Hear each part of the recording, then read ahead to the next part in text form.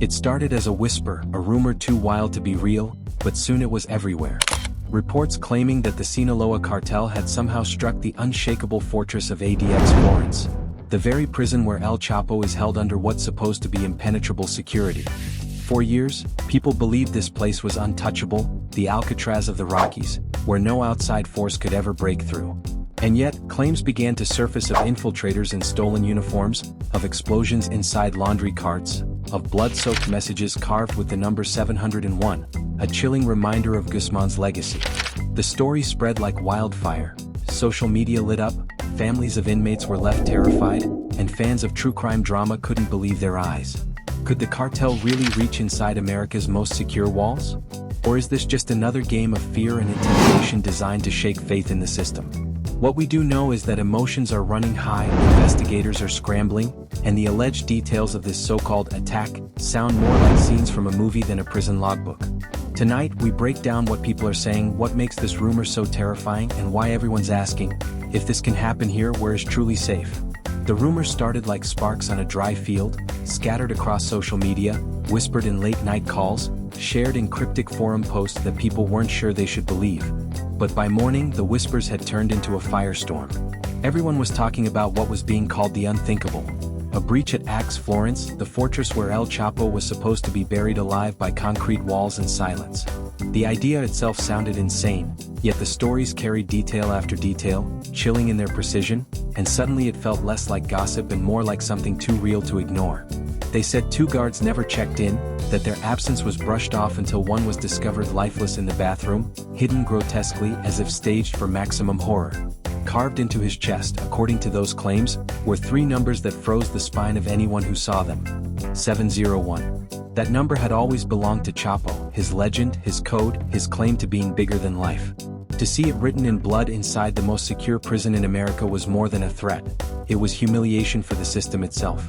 People online described explosions rattling through the corridors, a laundry cart torn apart by fire and shrapnel that ripped open a checkpoint designed to withstand even the most violent escape attempts.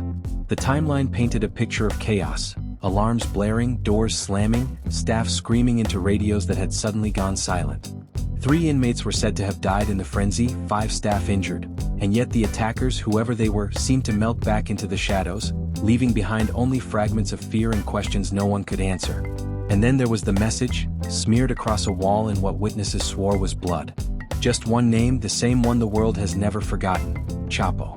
It was less a name than a declaration, a reminder that even from behind bars, his ghost haunted every corner of the war on drugs.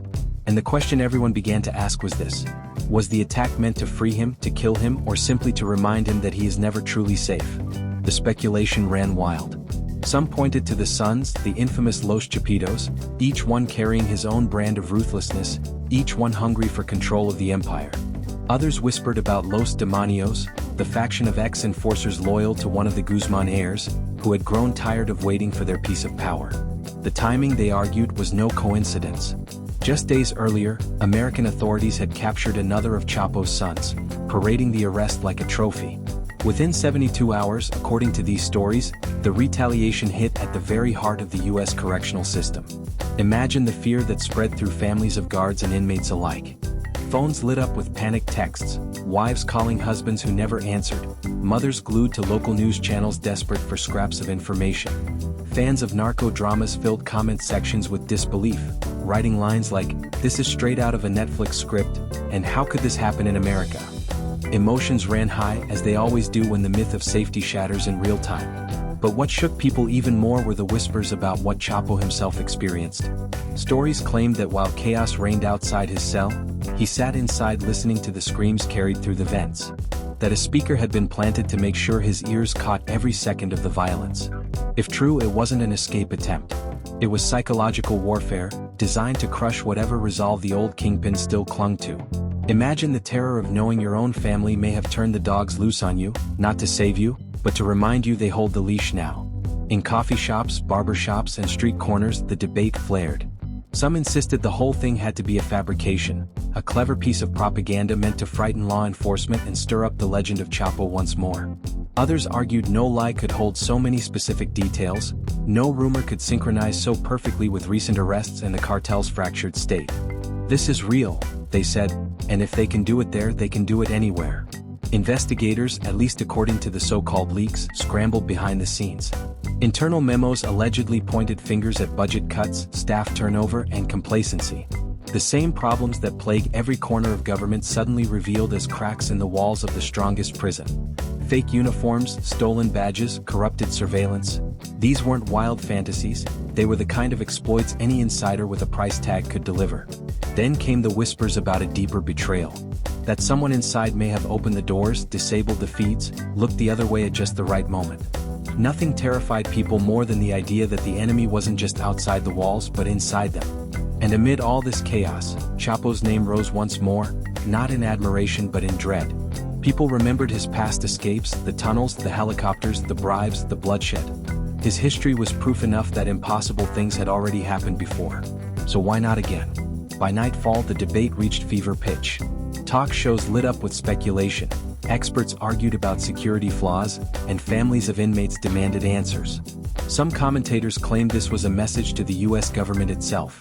No matter how high the walls, the cartel could send a shiver down the spine of American power whenever it chose. Others believed it was aimed directly at Chapo, a warning that his time as the face of the empire was over. Through it all, one truth echoed louder than the rest. Whether the attack was real or not, whether it was a masterpiece of intimidation or a genuine breach, the fear it sparked was undeniable. And for many, that fear was the point. Because once people begin to believe that nowhere is safe, the cartel doesn't need to fire another shot. They already won the battle in the mind. The morning after those chilling claims, the air felt heavier, as if the entire country had woken up to a new kind of nightmare. People weren't just shocked, they were unsettled in a way that clung to them like a shadow.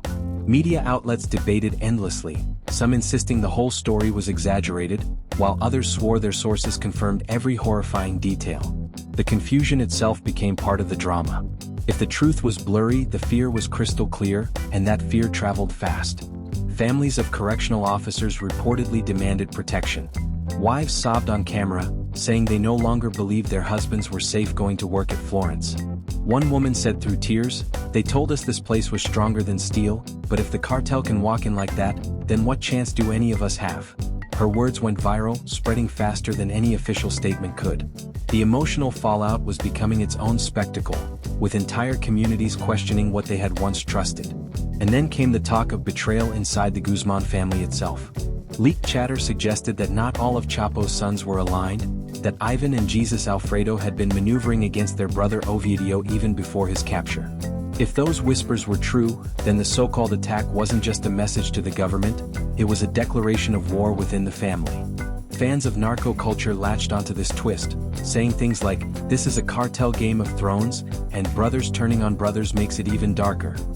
The idea that bloodlines could be shattered so publicly created a frenzy of speculation, with every small rumor dissected as if it were gospel.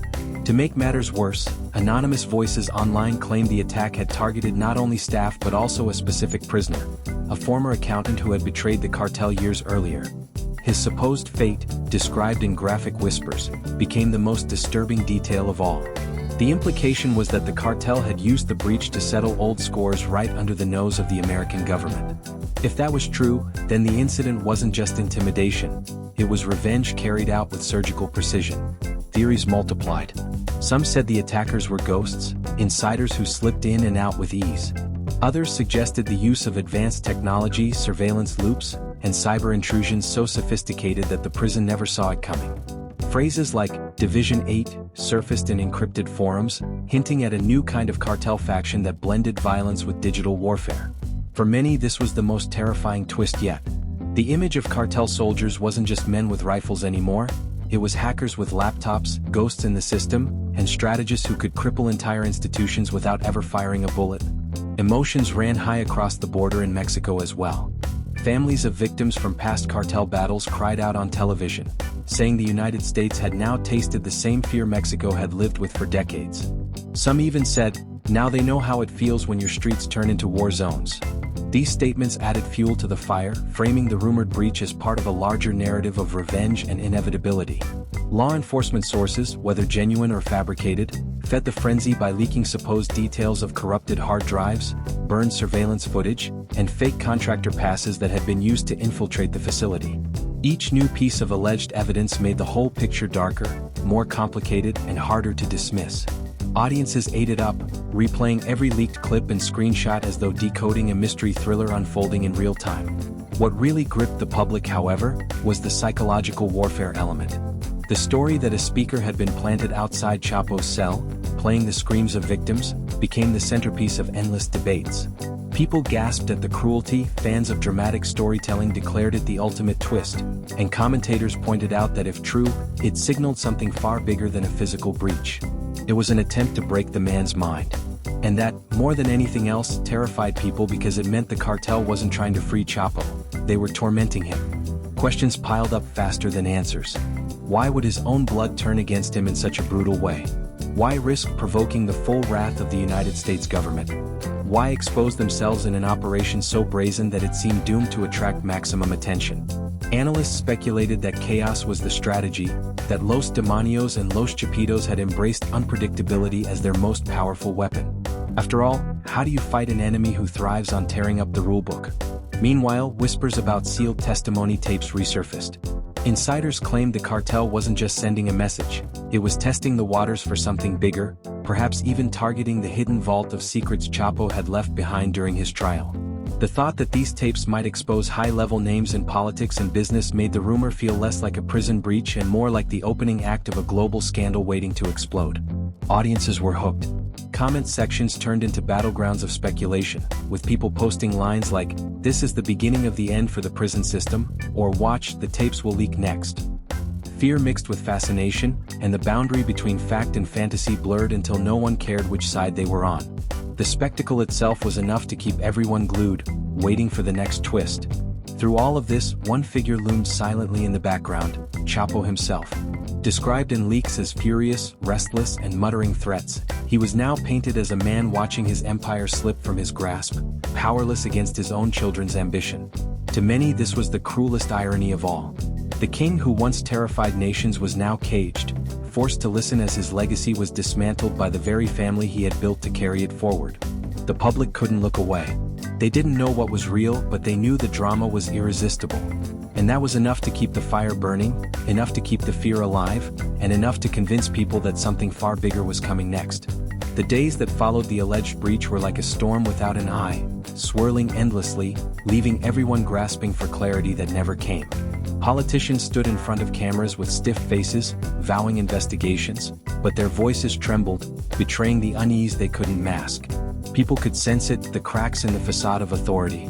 The promise that America's most secure prison was untouchable now felt like a cruel joke. Even those who dismissed the reports as exaggerations admitted quietly that something wasn't right, that too many coincidences lined up too neatly to ignore. The whispers spread further, now touching on the possibility of a kill list tied to sealed testimony that Chapo himself had given years earlier. Suddenly the narrative wasn't just about a single breach but about the potential unraveling of an entire network of secrets hidden deep within the justice system. Names of prosecutors, informants, even foreign officials were said to appear in those files. And if those files fell into the wrong hands, the fallout could eclipse anything seen before. People on the internet gasped, posting wild theories about governments collapsing, fortunes exposed, and betrayals unveiled. Emotions ran high as fear mingled with fascination, creating an intoxicating mix that no one could step away from. Inside cartel circles, at least according to supposed leaks, tension boiled over into outright chaos. Los Chapitos, once united by their father's myth, were painted as bitter rivals clawing at each other for scraps of empire. Ivan was described as reckless, driven by pride, while Jesus Alfredo supposedly maneuvered in shadows, cutting deals with outsiders.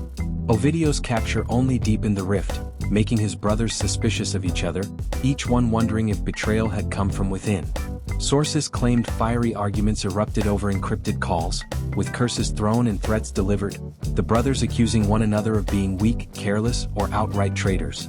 And in the middle of it all stood Los Demonios, the faction born out of betrayal and exile, now seizing the moment to assert themselves. They weren't bound by loyalty or hierarchy, only by chaos, and that made them unpredictable. Stories painted them as ghosts slipping in and out of cities, hitting targets in Mexico one day, leaving cryptic messages in the United States the next. The idea that they could operate across borders so freely left people shivering with dread. News shows dramatized the story further, bringing on so-called experts who debated whether the cartel had infiltrated not only prisons but also digital networks, banks, and law enforcement databases. One analyst leaned forward and said, "This isn't about drugs anymore. This is about control of information. Whoever holds the secrets holds the power." Those words echoed online, repeated thousands of times, fueling the sense that the attack wasn't an isolated event but the opening act of a much larger campaign. Families caught in the crossfire began to speak out, adding heartbreaking emotion to the chaos. One mother sobbed on television about her son, an inmate at Florence, saying she hadn't slept since the rumors broke. "If they can get to officers, if they can get to witnesses, what about the others? What about my boy?" Her pain turned the story from abstract speculation into something deeply human, a reminder that behind every headline were lives hanging in the balance. Then came the alleged audio leak, a recording of panicked voices on prison radios, shouting about multiple bodies and lost communications. The clip spread online like wildfire, played again and again, dissected for every crackle and echo. Skeptics called it a hoax, but believers swore it was authentic, pointing to details too specific to fake. The more people argued, the deeper the story dug its hooks, until it no longer mattered whether it was real. The fear it created was real enough. And amid the chaos, El Chapo himself became a symbol of shifting tides. Reports described him pacing his cell, furious that his family had descended into open warfare. Some said he cursed his sons by name, swearing they had abandoned the old code of secrecy and precision he had built his empire on. To him, chaos was weakness and weakness was death. Yet others claimed he laughed bitterly, muttering that even behind walls, his name could still make governments tremble. That dual image, of a man both enraged and amused, captured the imagination of millions. He was no longer just a prisoner. He was a ghost haunting the living. As tension mounted, speculation turned toward the next target. The courthouse in Denver, nicknamed the Bone Box, became the focus of hushed conversations. If the Florence breach had been a warning, then the courthouse, with its sealed testimony and financial records, could be the true prize. People imagined scenarios of explosions, cyber attacks, or coordinated assaults designed to seize or destroy the tapes before they ever saw the light of day. Commentators whispered that if those secrets surfaced, entire alliances could collapse overnight. Every new rumor added another layer of suspense, pulling the audience deeper into a narrative that felt more like a gripping drama than the nightly news. Betrayals, secrets, revenge, and a family tearing itself apart, it was irresistible. Fans of narco stories called it the greatest saga yet, while officials scrambled to deny or deflect, their words drowned out by the roar of speculation. What made it all so powerful wasn't just the details of blood and explosions but the human emotions behind them. The rage of a father betrayed by his sons, the grief of families fearing for loved ones, the panic of officials realizing their fortress might not be as strong as they claimed. Each element combined into a storm of drama that left the world watching, waiting, and wondering how much worse it could get. The final days of July were drenched in unease. Every newspaper headline, every late-night talk show, every whispered conversation in cafes circled back to one terrifying question. What if the attack wasn't the climax but only the beginning? The rumors kept mutating, twisting into darker shapes with each retelling. One version claimed masked infiltrators were still inside Florence, lying low like ghosts waiting to strike again. Another insisted the attackers had escaped disguised as guards, their faces captured briefly on a corrupted surveillance feed before vanishing forever. The contradictions didn't matter. What mattered was the fear, and that fear had already taken root everywhere. People wanted answers, but the official channels offered little more than silence. The Bureau of Prisons released a bland statement about a disturbance, carefully avoiding every detail that people were desperate to hear. That silence only fueled the frenzy. Commentators mocked the government for being outplayed, declaring, "If they can't even tell us what happened, how can they claim to be in control?" Emotions ran high as public trust cracked, the audience convinced that secrets were being buried faster than they could surface. Families of law enforcement officers began to live like prisoners themselves. Children were escorted to school under watch, spouses spoke about anonymous phone calls in the middle of the night, the kind that left nothing but a chilling silence on the other end. Fans of true crime recounted these stories with fascination, but for the families caught inside, the terror was suffocating. One officer's sister broke down during an interview, whispering, "We are the targets now, not just them inside." Her words echoed across social platforms, amplifying the sense that the attack had spilled out far beyond prison walls. Meanwhile, cartel insiders allegedly leaked even more explosive claims.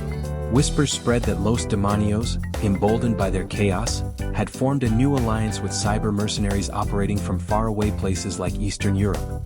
Together they were said to be crafting a strategy not of bullets but of bandwidth, turning the digital world into their new battlefield. The phrase Division 8 began trending, a name that seemed ripped from a dystopian novel yet carried enough menace to keep everyone hooked.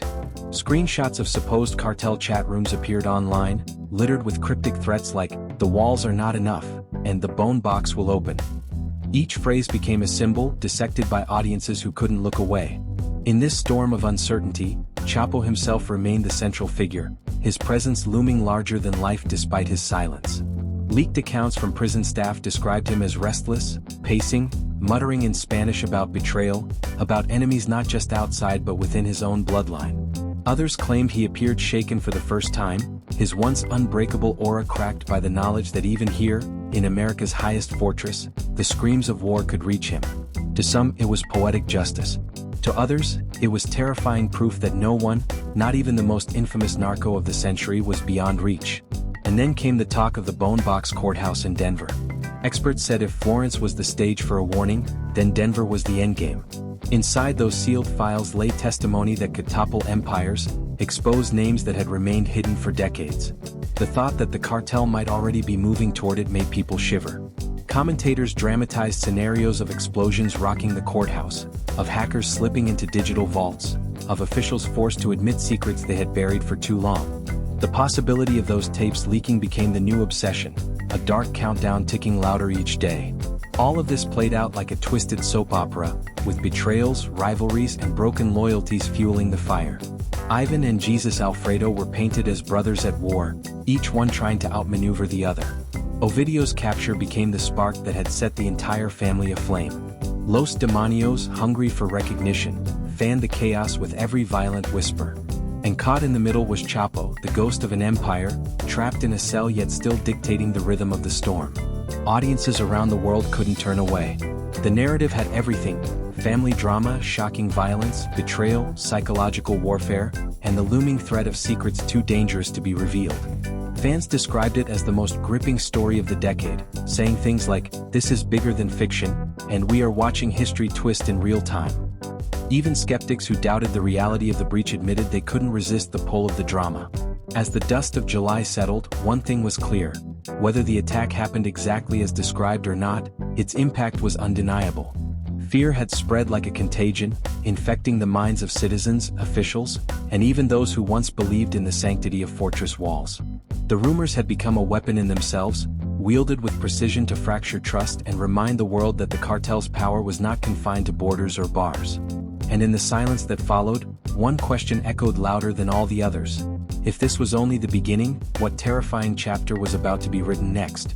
The story that began as a rumor has now spiraled into something far greater than anyone imagined. What people first dismissed as chatter has become a haunting narrative of betrayal, chaos, and fear.